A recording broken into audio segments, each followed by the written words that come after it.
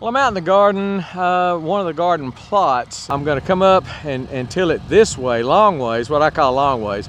And then I'm gonna finish it up by going that way because, you know, with rain coming in, if it comes in this way, I would rather have the rows. I'm gonna plant my rows that way. So that's the way I'm gonna finish the tilling job. It may not be the last time I till it before I plant because we got, you know, a month or two before that happens. But anyway, let me till it and show you what I'm doing.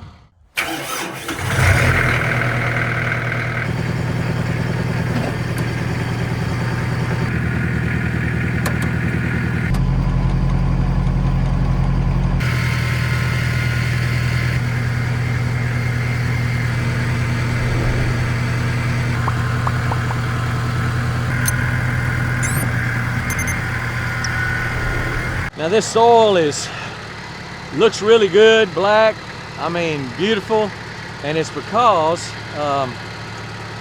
years and years ago I piled wood chips on here, and well, I piled some straw and leaves and hay and everything, but mainly wood chips, 18 inches tall, 2 feet tall, and for that reason, and just let it sit here, and then for that reason it just turned this plot from a hard red clay mess to a beautiful black composty loam that I can till, that I can work with the hand plows and things like that. It's just, it transformed it, did an amazing job. So this is a old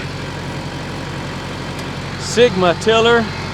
I'm gonna go in second gear, a little slow, and just run her down, see what she does.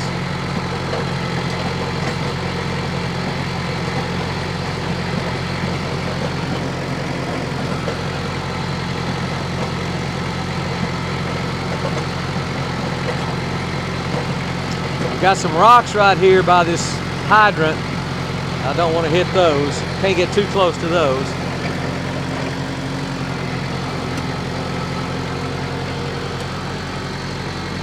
We'll back it up. I don't want to run over the spot I just tilled. Whew, that looks pretty.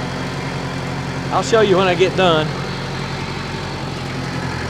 But that looks nice.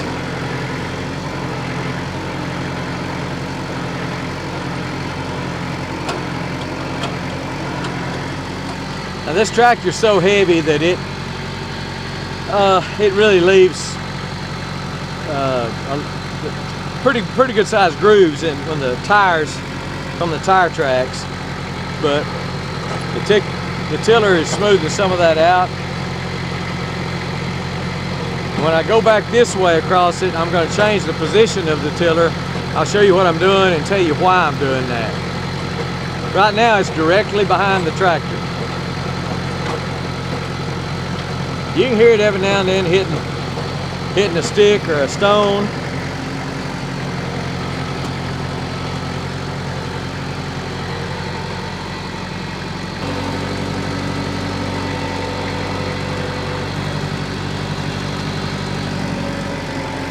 This plot is about 1,000 square feet, maybe a little more than that. It's about 35 by 35 or 30 by 40, something like that. Which makes it easy when you plan out fertilization, because a lot of times when you fertilize something, especially if you're doing like liquid fertilizer, it'll say so much fertilizer per 1,000 square feet. So if you keep your plots in that general area, it's just easier to figure out how much fertilizer to use. So what I like to do on a finish pass, on a final pass, when I'm really trying to make it look finished, is to move the tiller over as far as I can go, which really usually puts it out here, just right at the outside edge of the tire tread. I need a wider tiller, but that's, you know, $2,000, $3,000, $4,000. Not going to do that. So we're just doing it like this. But this is what it looks like. You know, with the tiller right behind the tractor, directly behind the tractor, you leave some tire treads. It's just what you do because the tiller is not wide enough to cover over the tire tread. So I'm going to move the tiller over. I'll show you that, and then we'll and then show you how much more finished it looks like. Now I have to be careful of this water hydrant here, so I can only back up so far, because I'm going to back up and go this way and run across it, because I'm going to plant this way. But let me back up about 3 steps and show you the swale. Hard to see this on camera, but that's an indentation there. The water runs right here, it falls into here and runs that way. And because of that, it very, very seldom washes out this garden spot. So I love my swale. So if you live on a slope and want to change your erosion problems, I highly recommend a swale. I've got a video on that, how I made these swales, and I'll try to remember to link to that at the end of the video or underneath the video. And but anyway, this is what it looks like right now going this way. I'm gonna go that way, but I'm gonna change the position on that tiller, move it over this way where it tries to cover that tire right there, and it just make it a much more finished look. So let's do that. So even though I've got these Pat's quick hitches on here, it'll move over pretty easy. Pull the pins on these sway bars.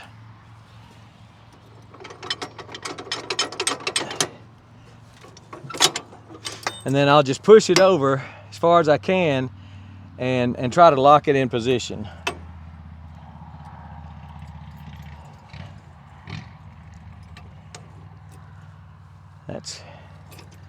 You can't go too far, because then my sway bar over here will rub on that tire. So I've got to be careful. Can't go too far with it.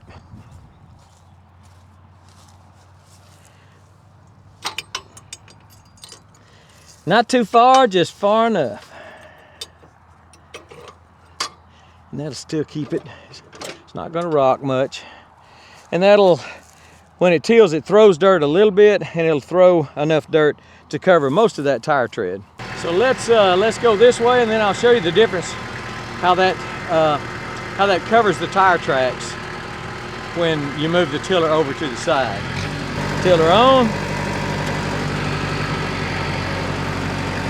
Down.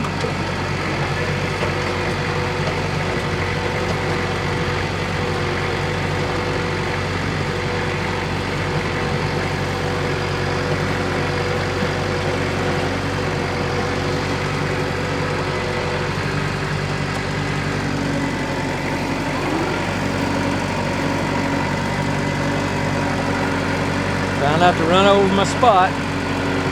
I've got a tire track there, but I believe I can cover it up on this pass. I overlap tiller passes by about 1 foot or 2, and that seems to work real well.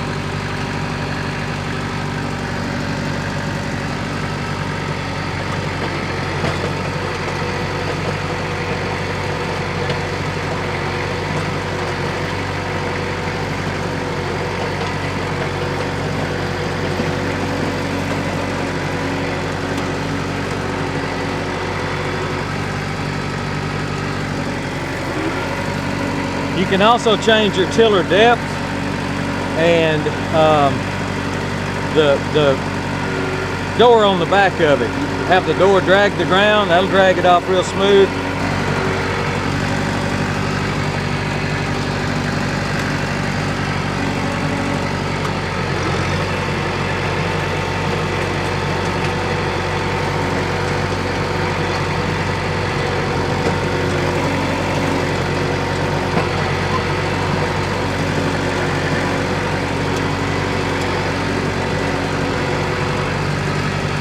This sure is pretty ground.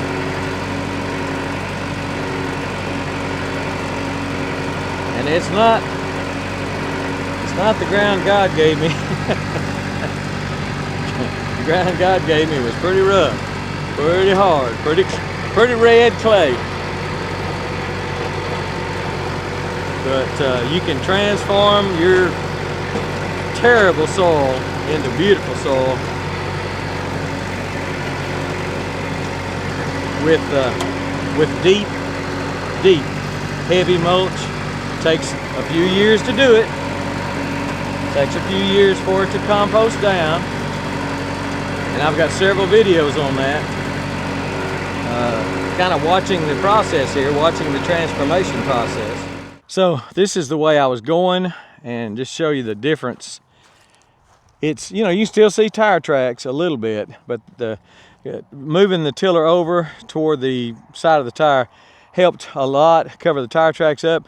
But it looks really nice. Again, if you want an opportunity to turn your soil, you know, rocky soil, clay, this was just hard clay with a lot of iron ore rocks in it, iron ore gravel in it. If you go too deep, you're gonna get into that gravel. And it's just turned into just a magic, beautiful, beautiful, dark, loamy soil. I mean, you know, that's just, it's workable. You can get that Hoss hoe in here, wheel hoe and cultivator and stuff, and work it. I don't know if you've ever tried to work clay with a little push hoe, but man, it's tough. And this works real good because it's just been transformed. And I read a book a long time ago called Ruth Stout's No Work Garden. It's not in print anymore. You can find them used on occasion. I think I've still got mine. And it just talks about she putting deep mulch on her garden. She grows in the mulch, kind of like you do with the Back to Eden garden, but it transforms the soil. And the Back to Eden, I did that for a while. I just didn't like, I don't know, just didn't like moving the chips over and planting in it. But man, does it transform a soil. If you can't get wood chips, absolutely get some leaves, because it'll work with that too. I know I kept you a long time and didn't mean to do that, but just wanted to show you what your garden can look like too. I mean, it's a beautiful thing. So that's it. Hope y'all are having a good day. Hope you're doing something, getting your gardens ready. And if you are, tell me what you're doing. Tell me what they look like after what may have been for some people a really cold winter, wet winter. Ours was fairly dry. But tell me what your garden looks like, what you're doing, if you're planting anything. I don't plant a lot of greens and winter stuff, so you know you're not gonna see any cabbage and all that stuff out here, because I just don't eat it much. But tell me what you're doing. I'm always interested in that, and I truly am. So give me a shout as to what you're doing, and we'll see you on the next one. And we're gone.